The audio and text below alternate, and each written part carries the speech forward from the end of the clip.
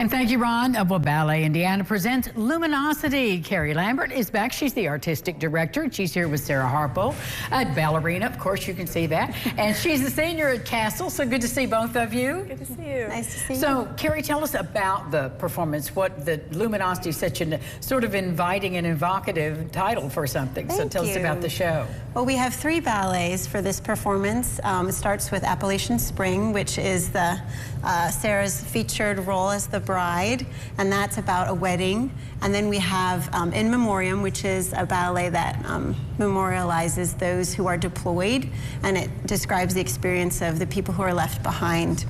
And then the final one is Firebird, which is a fairy tale ballet. So there's a theme of rebirth throughout the show.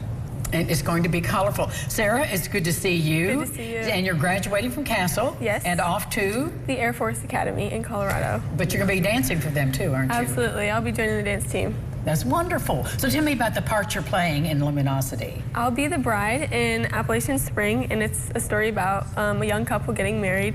And it's my first time partnering on stage, so it's a really fun part. Oh, really? Okay. Yes. Can you get up on point here for us a little bit? I'm just always fascinated by that. And you've been on point how long in your life? I've been on point since I was around 11, so like 7 years now. Wow, that's just amazing. So it's got to feel good to be able to do that. Absolutely, absolutely. I've grown a lot. Well, and I'm sure you will more as you go on to your professional career. Yes. So, Carrie, when is the show?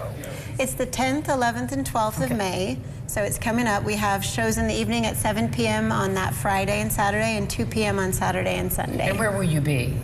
We're at the USI Performance Center.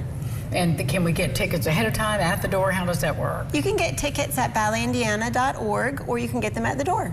For people who are watching and want to be like Sarah and grow up in your organization, how do they reach out to you and find out if this is a good fit for them? Well, we, for the performances, Ballet Indiana has open auditions for any dancers in the area.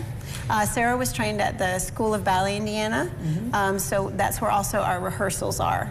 So you can look for balletindiana.org to get more information about the performance opportunities, and then schoolofballetindiana.com for the school. And what's the time commitment typically for a student? Well, if you're as advanced as Sarah, she takes class 6 days a week.